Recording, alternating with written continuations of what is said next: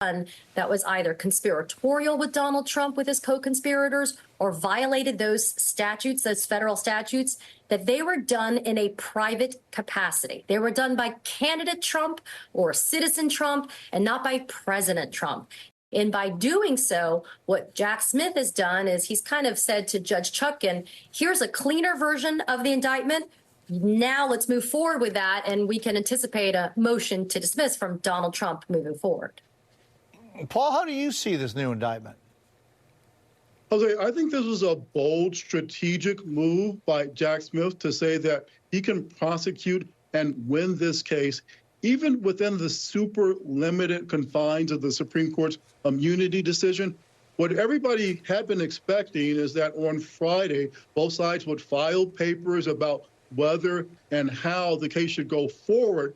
And then next week, Judge Chutkan would hold a hearing where lawyers would go through the old indictment line by line to see what could stay and what had to go in response to the new Supreme Court decision. What we didn't know was that Jack Smith had secretly impaneled this new grand jury, which produced a superseding indictment that streamlines the whole process. As Katie says, there's a lot more that's the same than is different between these two new indictments. But I think Jack Smith felt he had to get a new grand jury indictment to avoid any claims from Trump that the previous indictment was marred with evidence that's no longer admissible after the Supreme Court's decision. Garrett, has Team Trump responded? You know they have, Jose, and I would say the response is one of the things that's not especially new here comparing between indictments. The former president coming out very aggressively on social media moments after the indictment dropped yesterday, basically saying that this is an attempt to bring back the witch hunt against him in Washington. He attacks the special counsel, calling him deranged, his nickname of choice for Jack Smith. And he goes on to argue that the timing of this new indictment is also inappropriate and unfair, suggesting that it comes so close to the election, or at least the beginning of the election. We no longer have election day in this country. We have election weeks with early voting, that it would violate the DOJ's policies against acting too close to an election, something that I've not seen any response from the DOJ on specifically. But obviously the former president in high dudgeon about the revival of this case against him. Yeah, I mean, Katie, this whole issue that the DOJ normally doesn't bring cases before an election, is there any truth to that?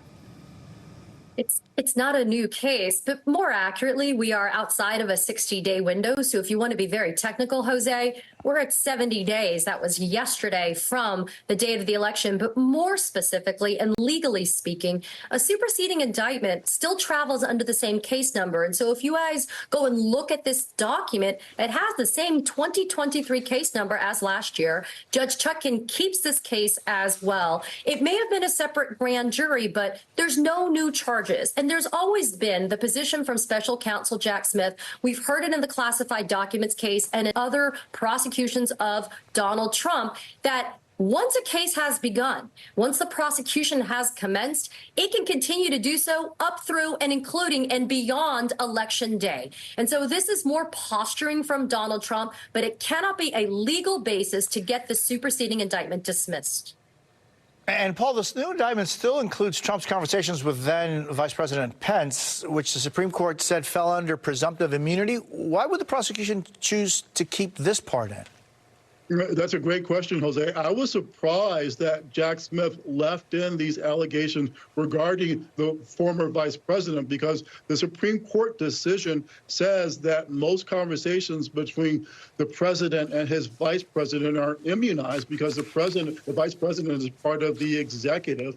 And what Jack Smith is likely to say is that the charges in the indictment have to do with the vice president's ceremonial role as president of the Senate. And that's different from his executive responsibilities and therefore appropriate in terms of being evidence for an allegation. But almost certainly, this is something that even if Judge Chutkan allows it to remain in the indictment, will go all the way back up to the Supreme Court for its review. Again, the Supreme Court's decision was broad in terms of blessing presidents with immunity, but in terms of details about how a trial can actually proceed, it was not specific at all. So again, it's the effort, this new indictment is the effort by Jack Smith to try to get this case back on track. But we're a long way away from a trial, even if the vice president wins in November. And Garrett, NBC News has also reviewed newly released footage shot by Nancy Pelosi's daughter in the hours after the January 6th attack on Capitol Hill. That's right, Jose. It's a striking up-close picture of what was going on the Speaker's team, in the Speaker's suite, and moving back and forth between the Capitol and Fort McNair, where lawmakers sheltered during parts of this attack. And one clip in particular shows just kind of how serious the moment was and how quickly the Speaker identified who she felt was responsible for what was happening on the 6th. Let's watch. We take an oath to protect our country from all enemies, foreign and domestic. There is a domestic enemy in the White House. And let's not mince words about this. One other bit from these newly released tapes that I think will be interesting are the discussions Pelosi was having, sometimes musing aloud to herself, about the use of the National Guard and why they were not deployed in advance of the attack on the Capitol. Jose, I don't think we've heard the last about that particular topic. Katie Fang, Paul Butler, and Garrett Hake, thank you so very much. Next, we're going to take you to Georgia, where Vice President Harris and Governor Walz will kick off their battleground blitz later today. We'll ask senior advisor to the Harris-Walz campaign and former Atlanta Mayor Keisha Lance Bottoms what needs to be done to win her state of Georgia. It's great to see you. Chat in just a minute. Plus, new details about the series of raids targeting a group of Democratic Latino activists in Texas. Why they're calling it point-blank voter intimidation. And later, dirty water, mold, mice. New photos shared exclusively with NBC News show the dangerous living conditions on some U.S. military bases. We're back in 90 seconds. You're watching Jose Díaz-Balart Reports on MSNBC. I'm about to put you onto something incredible. It's Blue Chew. Blue Chew. Blue Chew? Blue Chew. Blue Chew. Blue Chew. And it helps men achieve stronger and longer lasting erections, which is pretty helpful. This is what an endless summer sounds like. Now, kick off tailgating season better on a Blackstone. Available at blackstoneproducts.com.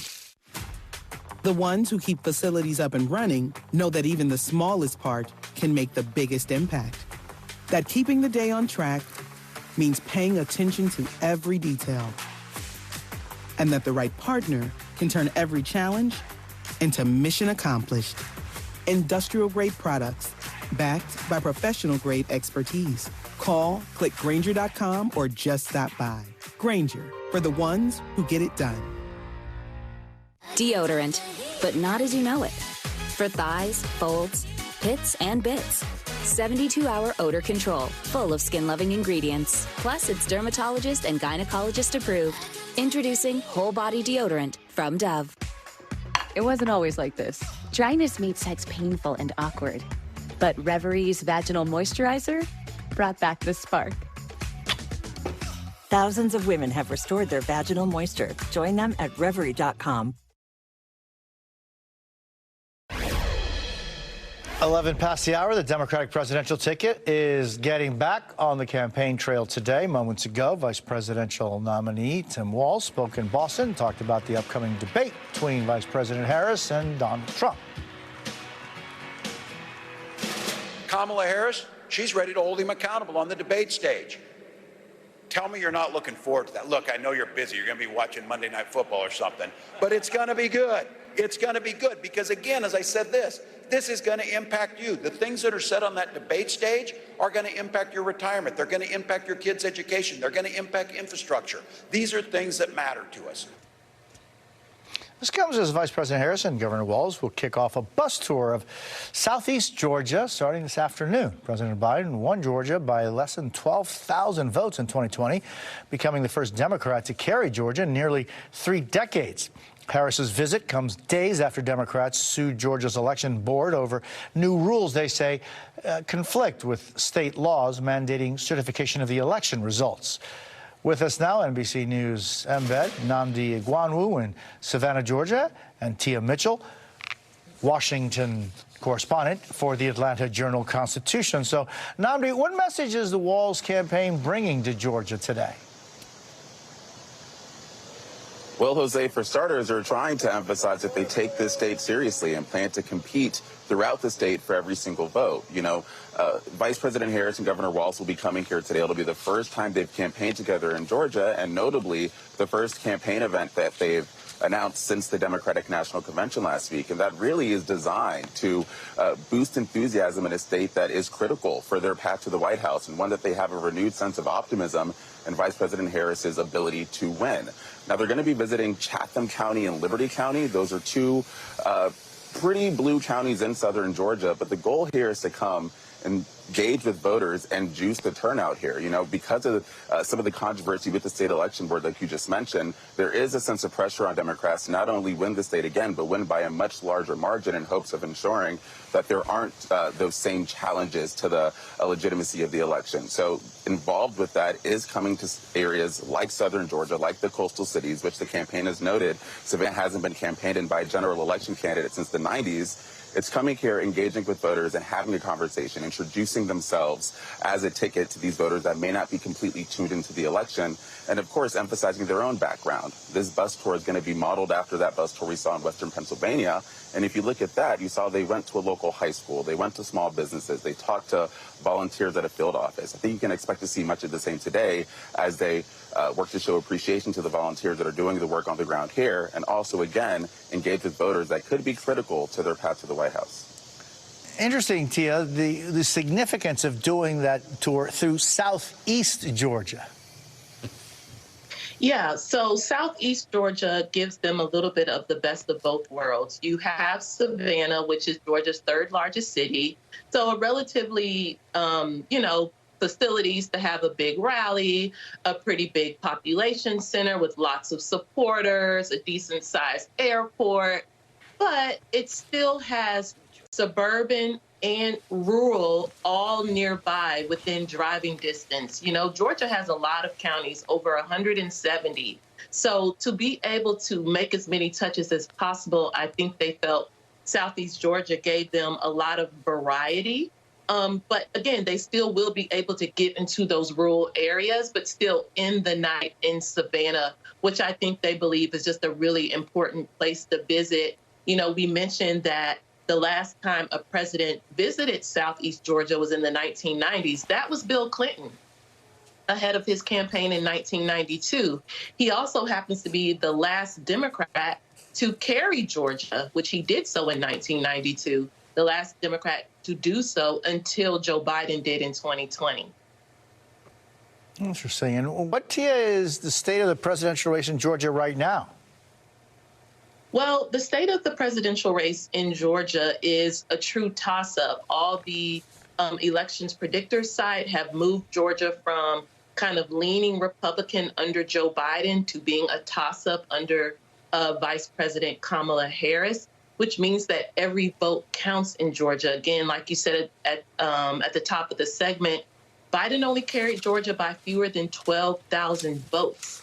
And if Kamala Harris is to win in Georgia, she's got to do just as well as Joe Biden, if not better, because the difference is there is not a Raphael Warnock or a John Ossoff on the ballot statewide.